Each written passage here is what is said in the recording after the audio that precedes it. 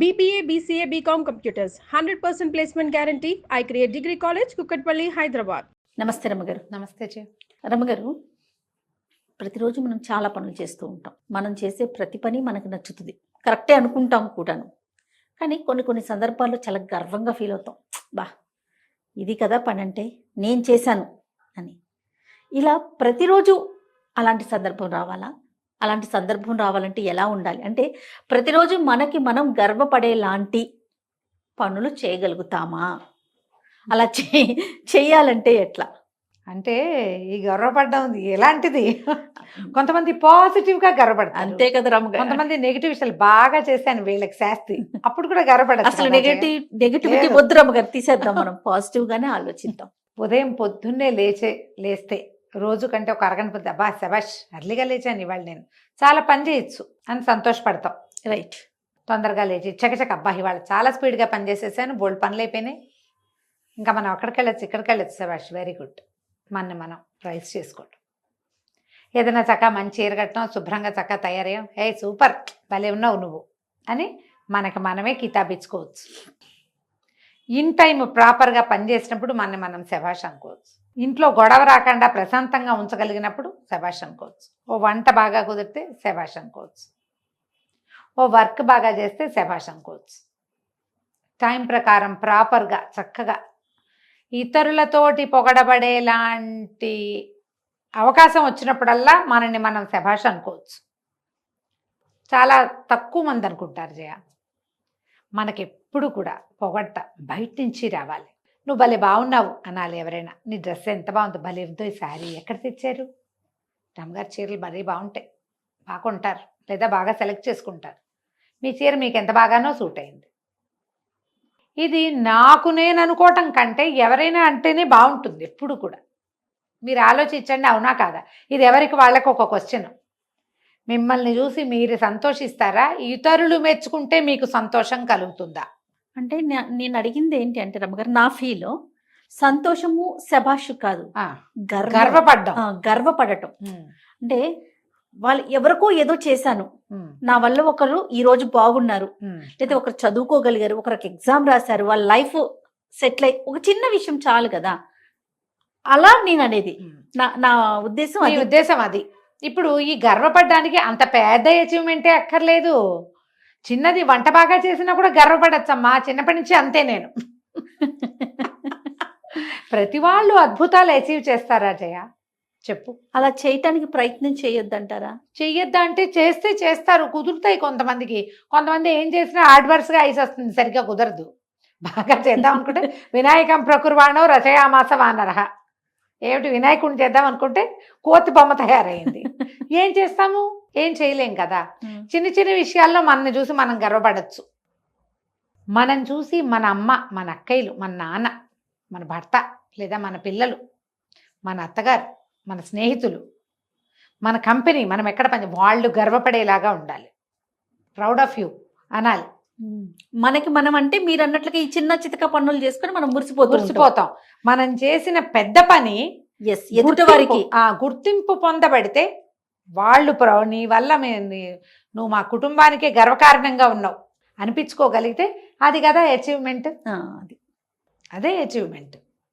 ఈ చిన్న చిన్న వ్యవహారాలు ఉన్నాయి చూడు, ఇవి చాలా అవసరం చేయ.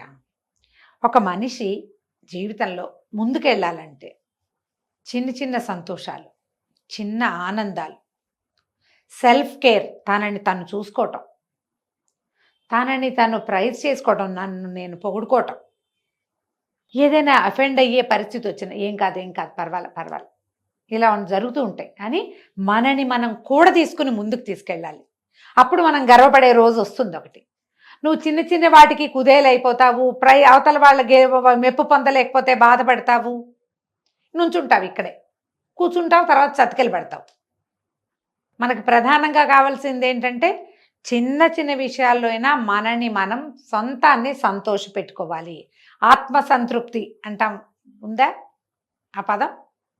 ఈ ఆత్మసంతృప్తి వల్ల మనుషులు ఏంటంటే కాన్ఫిడెంట్గా ముందుకెళ్తారు. ఏవో చిన్న చిన్న హెల్ప్లు, సహాయాలు చేస్తారు. మనకే సంతోషంగా ఉంటుంది. పోన్లే వీళ్ళకి ఉపయోగపడ్డాం, వీళ్ళకి సహాయం చేయగలిగాం, వీళ్ళకి ఇన్ టైం కావలసిన సహాయాన్ని అందించగలిగాం, వాళ్ళ సంతోషానికి మనం కారణమయ్యామని మనం ఉప్పొంగిపోయి మనం ఉత్సాహంగా ఉంటే మనం అలాంటివి ఇంకా పెద్దవి చేయగలుగుతాం. ఇప్పుడు అవతల వాళ్ళు మెప్పు కోసమే వెయిట్ చేస్తూ ఉన్నాం అనుకో, అది దొరకల. కొంతమంది మాట్లాడరు. చాలామంది మగవాళ్ళు వంట బాగుంటే చెప్పరు, బాగుందనరు. బాగుండకపోతే చెప్తారు. ఇంకా ఎప్పటికి నేర్చుకుంటావు అంటారు. ఉప్పు తక్కువైతే నీ జన్మలో ఎప్పుడైనా ఉప్పు సరిగ్గా వేసావా అంటారు. ఇంకొకళ్ళు ఉంటారు, మీ అమ్మ ఇదేనా నేర్పించింది అంటుంటారు. నిమిషానికి ఒకసారి అమ్మలు ఏం నేర్పిస్తున్నారు, ఏం నేర్పిస్తారు, వంట బాగా చేయొద్దు అని ఏ అమ్మాయినా నేర్పిస్తుందా? దీనివల్ల ఏమవుతుంది, ఈ జనము ఎవరైతే దీన్ని ఎదుర్కొంటారో వాళ్ళు కిందకి వెళ్ళిపోతూ ఉంటారు. ఇతరుల పొగడ్త తెగడ్తలకి వెళ్ళకూడదు. మనం సరిగ్గా చేసామా లేదా అనేది మనని మనం పరకాయించి చూసుకోవాలి. మనని చూసి మనం గర్వపడాలి, మనని మనం సంతోష పెట్టుకోవాలి. ఎంతో కొంత, అన్నిటికీ కాదు, ప్రతిదానికి మనమే శభాష్ అనుకోకూడదు. కానీ ఒక జెన్యున్ కాజ్ ఉండాలి కదా, ఒక సరైన విషయం ఉండాలి. దానికి మనం ఇలాంటిది అలవాటు చేసుకుంటే సంతోషపడటం, గర్వపడ్డం. నేను చిన్నప్పటి నుంచి ఇలాగే చేస్తున్నా, సరిగ్గా సరైన పని అని మనని మనం చూసుకుంటూ ఉంటే ఇంకొంచెం బాగా ముందుకెళ్ళగలుగుతాం. దీంట్లో ఇంకొక పాయింట్ ఉందా జయ, మనం ఇతరులను కూడా ఇలాగే మెచ్చుకోవాలి కాదు? ఖచ్చితంగా అండి. కదా, మీరు బాగా చేస్తారు, మా అమ్మాయి బాగా చేసింది, మా పిల్ల ఎంత బాగా కూర చేసిందో, లేదా ఫలానా అమ్మాయి ఎంత బాగా మార్కులు తెచ్చుకుందో. ఓ ఫ్రెండ్ ఆవిడని చూసి మేము చాలా చాలా సంతోషిస్తున్నాం, మా స్నేహితులు వీళ్ళు. ఇది నలుగురు ముందు ప్రైజీగా మాట్లాడటం, పొగట్టగా మాట్లాడటం ఎక్కువ చేయకూడదు, కానీ అసలు చెయ్యాలి. ఎవరికైనా టానిక్ కదా జయ, 100% గారు. అవునా కాదు? మనకి ఏది టానిక్, ఏది బలం, ఎవరి పొగడతా వద్దు, మనకి ఏది వద్దు అని అలా వెళ్ళగలమా? సర్వసంగ పరిత్యాగుల్లాగా మనం వెళ్ళలేము. మనకి ఎప్పుడు కూడా పొగడత కావాలి, గుర్తింపు కావాలి. పొగడత కాకపోతే గుర్తింపు కావాలి. పొగడతంటే కొంచెం ఎక్స్ట్రా చెప్పినట్టుగా అయిపోతుంది. కానీ కనీసం బాగుంది, నువ్వు బాగా చేస్తావు, నీకు తెలుసు, నీకు అన్నీ తెలుసు, నువ్వు చక్కగా తయారవుతావు, పిల్లల్ని బాగా పెంచావు, మీ అబ్బాయి ఎంత బుద్ధిమంతుడమ్మా అంటే ఎంత సంతోషంగా ఉంటుంది. ఇది కావాలి మనకి. అది కొంచెం తీసుకోండి, కొంచెం మిమ్మల్ని మీరు ఇంకొంచెం సంతోష పెట్టుకోండి. అప్పుడు మిమ్మల్ని చూసి మీరే గర్వపడే స్థాయికి మీరు వెళ్ళగలుగుతారు. అప్పుడు ఏమవుతుంది, మా ప్రపంచం అంతా పాజిటివ్గా పోతుంది కాదు? ఖచ్చితంగా కదా. పిల్లలకి ఇవి నేర్పించాలి. నువ్వు అన్ని నీట్గా పెట్టి చూపించు. నువ్వు ఇప్పుడు మనం బలవంతంగా టైం ప్రకారం లేచినట్టుగా, టైం ప్రకారం స్కూల్కి వెళ్ళినట్టు, నీట్ అండ్ టైడీ థింగ్స్ కూడా పిల్లలకి అలవాటు చేయాలి. శుభ్రంగా ఉంచటం, శుభ్రంగా ఉండటం, చక్కగా పనిచేయటం, సరైన పని చేయటం, ఇతరులకి సహాయం చేయటం మంచి విషయాలు కదా. ఇవి ఒక ఏమన్నాలంటే టైం టేబుల్ లాగా కనుక కొన్ని అలవాటు చేస్తే అప్పుడు ప్రపంచం గర్వపడే స్థాయికి పిల్లలు ముందుకెళ్ళగలుగుతారు, మనం గర్వపడే స్థాయికి వెళ్తారు, చుట్టుపక్కల వాళ్ళు కూడా గర్వపడతారు. వాడు తన సొంతం మీద నేను సరైన పని చేశాను అని సంతోషపడి ముందుకెళ్తాడు. అంటే మూలాల నుంచి నేర్పించాలంటారు మీరు, మొదటి నుంచి కావాలి.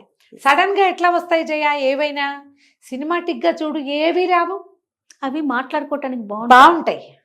ఇంకేముంది, నీకు అన్నీ ఉన్నాయి కదా, దేశం గర్వించేలాగా నువ్వు ఏదో ఒకటి చేసేసే, ఏదో ఒకటి అది చేసే, ఇది చేసే, వీళ్ళకి అది ఇచ్చేసే, అవి మాట్లాడుకోవటానికి మాత్రం. కానీ ఆ లక్షణాలు రావాలంటే ముందు నుంచి చెప్పిన ఈ మూలాల నుంచి అనేది మార్పు రావాలి. నేర్పించాలి. ఎవరికైనా సహాయం చేసి వాళ్ళు సంతోషంగా ఉన్నారు చూడు, నీ వల్లే. ఇలాగే ఉండాలి. ఒకరి సంతోషానికి మనం కారణం కావాలి. వాళ్ళు సంతోషంగా ఉంటే నువ్వు గర్వపడచ్చు, ఉప్పొంగిపోవచ్చు. అంతే కదా. ఆ సంతోషం నిన్ను ఇంకా పాజిటివ్గా ముందుకు తీసుకెళ్తుంది. మరింతగా మన సంతోషం చుట్టుపక్కల పాకుతూ ఉంటే, ఇప్పుడు మనకి నవ్వొచ్చింది జయ, నువ్వు నేను నవ్వుతున్నావు, వీడు ఎవడో ఇంకోటి వస్తాడు, ఏం మేడం నవ్వుతున్నారంటే వాడికి ఏదో చెప్పి వాడు కూడా నవ్వుతాడు. మీరు ముగ్గురు నలుగురు నవ్వుతుంటే ఐదో వాళ్ళు విషయం తెలియకపోయినా నవ్వుతారు. అవునా కాదా? సంతోషం అట్లా వెళ్తుంది. ఇది అలవాటు చేయాల్సిందే. ఖచ్చితంగా ఆలోచించండి, తప్పకుండా. ఇది గిఫ్ట్ చేయటం, హెల్ప్ చేయటం, కనీసం మాట సాయం, పెద్ద పని చేయలేం, మాట సాయం చేయి, ఫోన్ చేసి కనుక్కో, ఒక్క వాక్యం, వాట్ ఈజ్ వాట్ అని తెలుస్తుంది నీకు, ఏమిటి వీళ్ళ సంగతి. అంతే. కొంతమంది ఎట్లా ఉంటారంటే, మనమే ఎందుకు చెయ్యాలి, వాళ్ళు మనకి ఏమైనా చేశారా? ఆడవాళ్ళు మగవాళ్ళని, మగవాళ్ళు ఆడవాళ్ళని కంట్రోల్ చేస్తారు సహాయాలు చేసే విషయంలో. ఎందుకు అక్కర్లేని పనులన్నీ పూసుకుంటారని. ఇప్పుడు ఈ సహాయం అనగానే తీసుకెళ్ళి మనం వెళ్ళి సమస్యల్లోకి వెళ్ళిపోకూడదు. సహాయం వరకే ఉండాలి. మనం కూడా పోయి గొంగలో దూకేలాగా కాకుండా రైట్. సహాయము, మంచి మాట, తెలివైన మాట, సరైన సమయంలో సరైన మాట చెప్పటము, లేదా ఇదిగో ఇలా వెళ్ళండి అని ఒక గైడెన్స్, ఒక దారి చూపించటం, చేయాలి. ఒక మార్గదర్శకత్వం, ఏదో ఒకటి ఈ పక్కకి వెళ్ళండి, ఇలా వెళ్ళండి, వాళ్ళని అడగండి, వాళ్ళకి తెలుసు, వాళ్ళ దగ్గరికి వెళ్ళొచ్చు మీరు. ఇలాంటిది ఏదైనా సరే మీ వల్ల అయితే చేయండి, మీ పిల్లలతోటి చేయించండి, భర్తల్ని కూడా ప్రోత్సహించండి, మోతాదు మించకండి. ఎస్. సహాయం చేయండి అంటే అదే పనిగా కాదు, జాగ్రత్తగా. రైట్. నమస్తే. నమస్తే జయ.